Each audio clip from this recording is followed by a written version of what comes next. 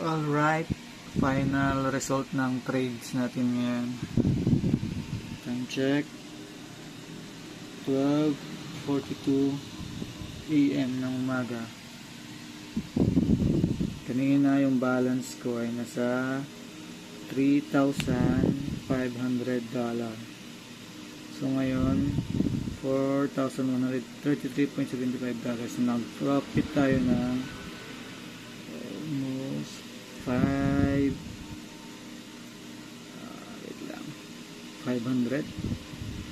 633, something ganun.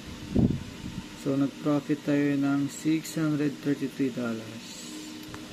Alright, nakapag-set tayo, nakapag-trade tayo ng almost, kung tama yung pagkakabilang ko sa history, umabot ng itong mga line na yan, umabot ng 51 trades lahat yan, scalping.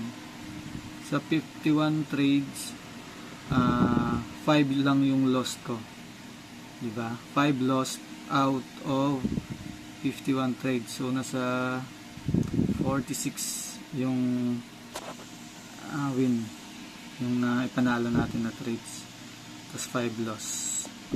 Alright, good night, good morning, bye bye.